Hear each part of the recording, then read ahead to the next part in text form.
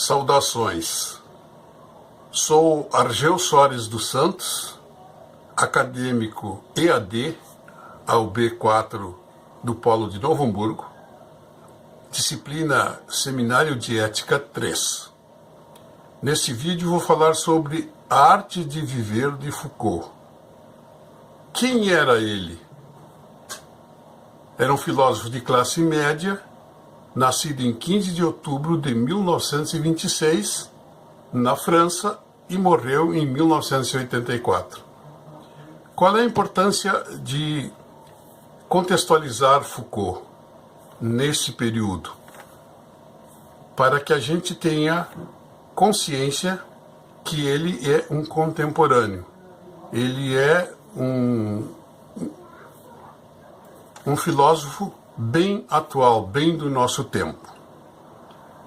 Foucault buscou nos cínicos e estoicos inspiração para um modo de vida novo para a sua contemporaneidade. Ao contrário de Nietzsche, que procurou enfatizar Epicuro na arte de viver no mundo moderno. Para ambos, só faz sentido a busca nos epicuristas, estoicos e cínicos, se com aqueles elementos vividos por eles seja possível reconstituí-los para o mundo atual. Por isso Foucault questiona: é possível reconstituir uma estética e uma ética do eu nos tempos atuais? A que preço? E em que condições?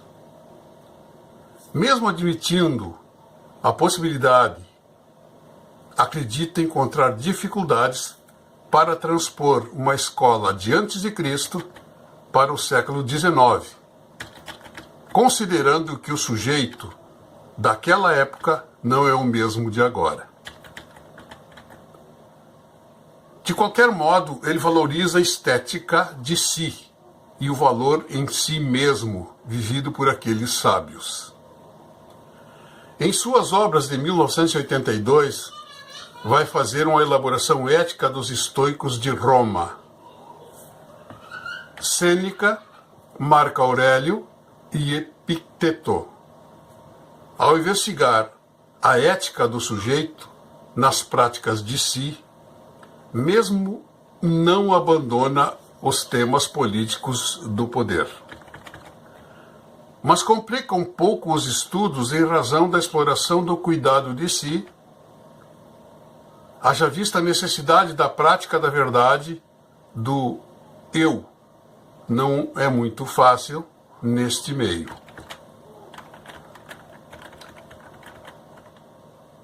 O interesse pela ética e as práticas de si e as técnicas da existência recai no período helenístico e romano, notadamente nos estoicos e cínicos. Convém aqui fazer um parêntese para tratar do assunto ascética, para contextualizar a ascética, que é o conjunto de exercícios de técnicas, o longo trabalho de si para consigo, que unifica a ética do sujeito com a estetização da existência. Fazer da sua vida uma obra de arte seria um projeto ético relevante. Esse é o ensinamento sobre ascética. O eu dos estoicos dá uma guinada em relação ao conhece-te a ti mesmo. Aquele socrático, aquele em que Sócrates já lá no começo falava dele. É mais abrangente, valoriza o sujeito como ente de si. Foucault privilegia as práticas ascéticas de si da antiguidade, pela austeridade com que conduzem a ética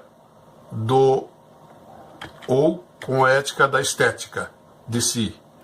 A singularidade do eu individual, que é a finalidade do cuidado de si.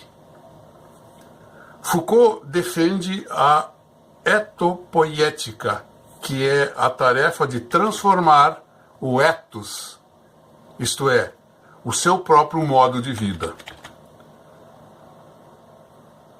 O cuidado de si dos estoicos deixa de ser uma atividade restrita a pequenos grupos, para tornar-se uma atividade autônoma na Roma antiga. Ao contrário dos estoicos, ou do estoicismo socrático, o cuidado de si estava voltado para os jovens, enquanto Sêneca volta-se para os adultos e os mais velhos e afirma ser a velhice o alvo da meta positiva da existência. Sêneca, apesar de bem-sucedido, ele era muito rico, cuja riqueza vinha de sua tarefa como conselheiro do imperador. O imperador daquela ocasião era Nero. Mas, mesmo assim, Sêneca carregava sobre si grandes frustrações. Tinha surtos depressivos, quase suicidas. Trabalhar para aquele imperador era um perigo constante. Era um homem terrível, um tirano imprevisível. Sêneca nasceu 5 anos antes de Cristo e morreu por suicídio por volta dos anos 60 da era cristã. Por ordem de Nero, que o julgou traidor, sem que pudesse se defender. Fiel à sua filosofia de vida, aceitou a sentença e resignadamente cortou os pulsos. Esta decisão fatal de Sêneca deve ser em razão de suas convicções sobre a vida, ocupar-se consigo mesmo, ter em vista o domínio das paixões, sem se abalar com as diversidades do mundo. E, sobretudo, tem muito a ver com a parresia do franco falar, com a qualidade moral, com a forma do discurso filosófico e o compromisso com a verdade. E justamente essa verdade de Sêneca que o levou, então, ao suicídio. Lá na antiguidade, a liberdade tinha 2 sentidos, o negativo e o positivo. O primeiro é ter a liberdade da fuga, da escravidão.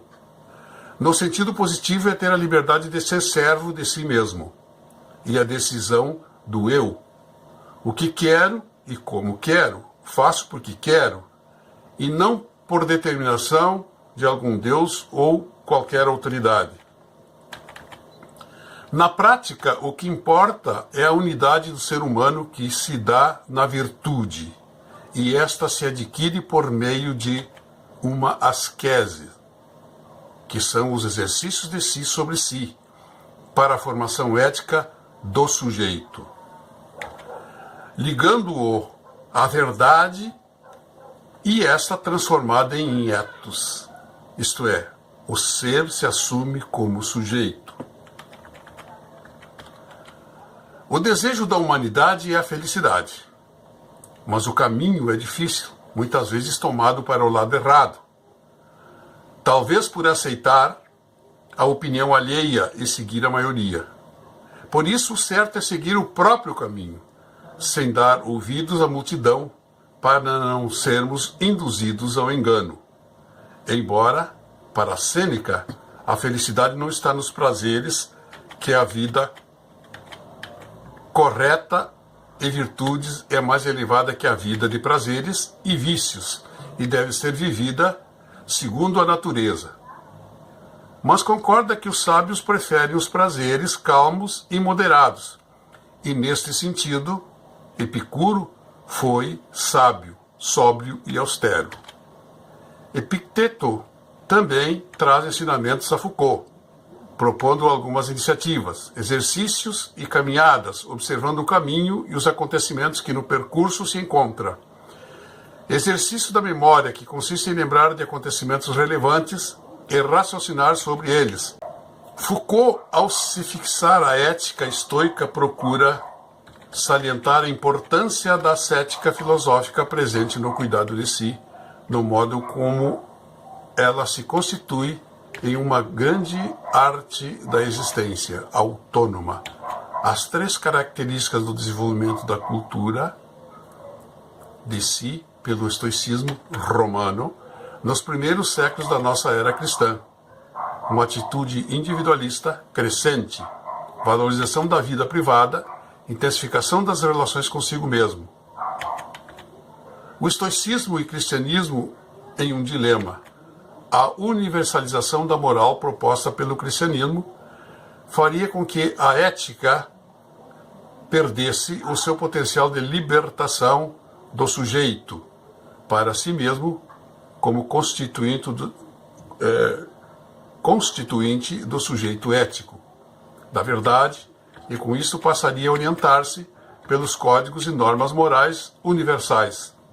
Foucault não desiste da busca e das alternativas para garantir aos sujeitos lutas de resistência e condições de liberdade, sem levar em conta as narrativas de Nietzsche sobre o adoecimento da vontade humana.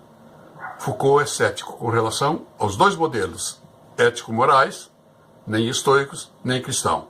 Prefere a constituição do sujeito em si.